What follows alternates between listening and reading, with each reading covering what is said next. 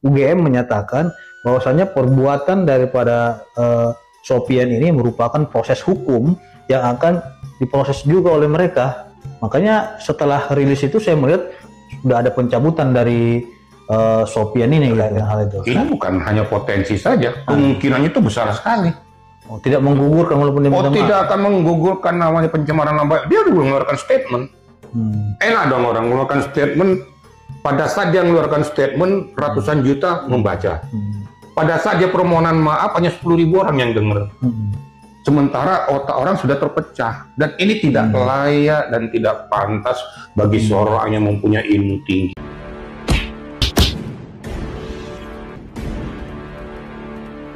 Saya pernah mengatakan bahwa tidak akan membahas lagi terkait dengan Prof. Sopyan.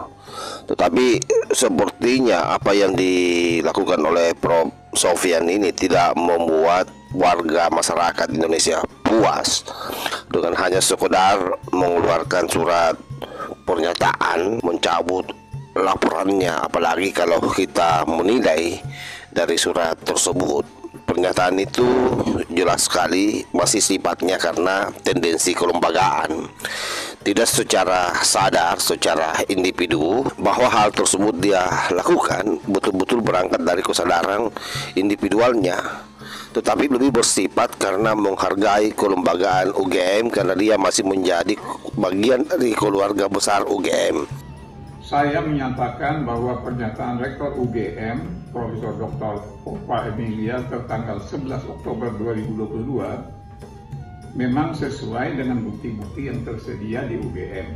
Jadi itu yang harus dipegang oleh semua anggota universitas kan. Sehubungan dengan itu, saya menarik semua pernyataan saya tentang dalam video tersebut. Dan saya mohon agar wawancara dengan dalam kanal YouTube tersebut agar ditarik dari peredaran. Itulah yang saya bisa tangkap dari pernyataan yang disampaikan oleh Prof. Sopyan melalui surat pernyataannya yang beredar viral itu yang 2 malam lalu saya up. Nah, karena itu kemudian wajar saja kalau praktisi hukum termasuk orang-orang yang mencintai Pak Jokowi masih mempersoalkan hal tersebut. Nah, bayangkan ada jutaan orang yang menonton pernyataan tersebut. Dia merupakan satu bentuk penghinaan secara konkret terhadap mantan Presiden ke-7 Pak Joko Widodo.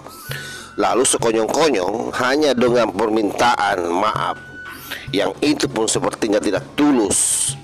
Apalagi ini di-framing oleh orang-orang seperti Rismon Sianipar, seperti Ibu Tipa, seperti Dr. Surya, dan bahkan Said Didu pun ikut mem-framing pernyataan tersebut bahwa hal itu dilakukan karena beliau Prof. Sopyan mantan rektor 2002-2007 itu diintimidasi.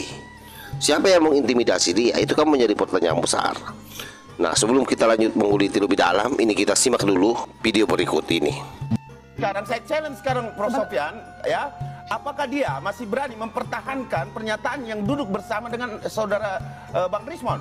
Kalau memang oke, mari kita lihat, kita uji, kita coba laporkan ke polisi karena itu adalah ujaran kebencian dan penghasutan itu sudah pasti masuk itu Bang Rismon. Dan gini loh, itu disiarkan tanpa izin, itu pun Pak Sopyan sebenarnya kalau memang dia mau, dia bisa keberatan loh Bang Rismon, gitu loh. Nah, dia kan nggak tahu tuh disiarkan itu Bang Rismon, gitu loh. Pak, saya gantian bicara.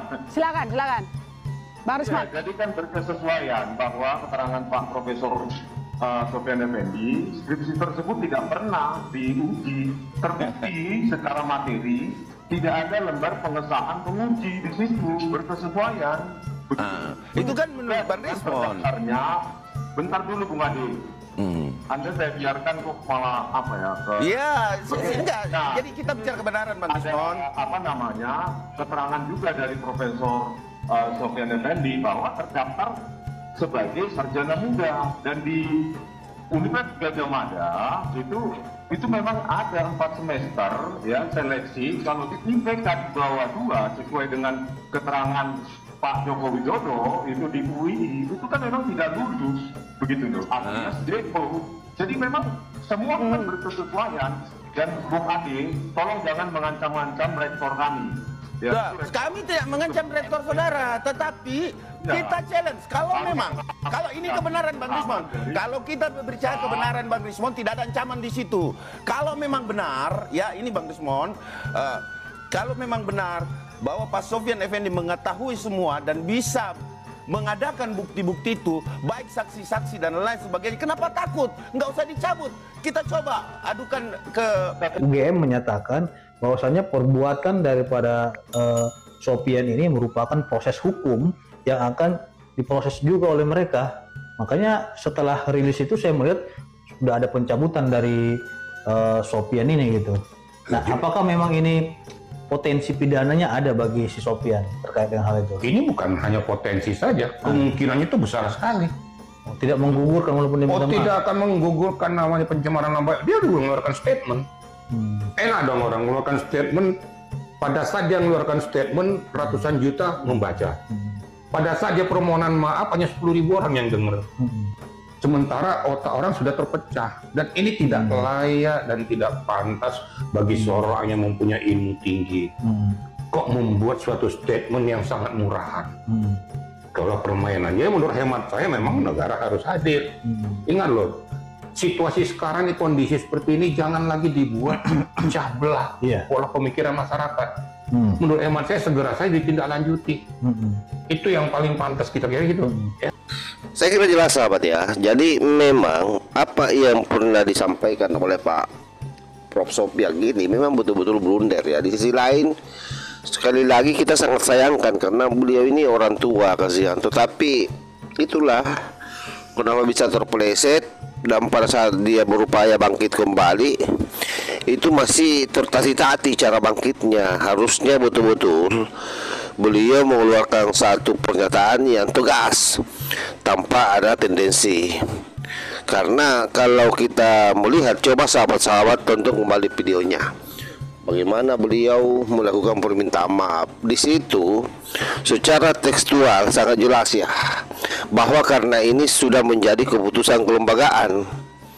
Kelembagaan yang dia maksud itu adalah UGM. Karena dia merasa menjadi bagian dari UGM, maka dia harus ikut menyesuaikan diri, seolah-olah seperti itu. Sementara apa yang disampaikan sebelumnya itu lebih sifatnya personal. Nah, hal tersebut akhirnya kemudian menjadi bola liar dan dikonsumsi oleh banyak orang. Jutaan orang yang nonton lalu tiba-tiba mau minta maaf begitu saja dan dianggap selesai. Ini yang menjadi perdebatan sampai hari ini. Apatah lagi Mbak Iris Monsiani Parces memframing hal tersebut seolah-olah hal ini terjadi karena adanya intimidasi yang dilakukan oleh para pendukung Pak Jokowi. Nah, inilah yang sangat berbahaya karena terlanjur peluru itu lepas dan tidak terkendali.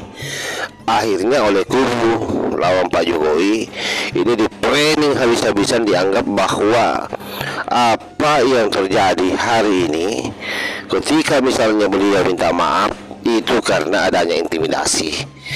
Nah, untuk membuktikan itu maka wajar kalau kemudian proses pelaporannya tetap dilanjutkan sahabat. Tapi kita akan lihat bagaimana perkembangannya ke depan. Mudah-mudahan ada manfaatnya. Wassalamualaikum warahmatullahi wabarakatuh.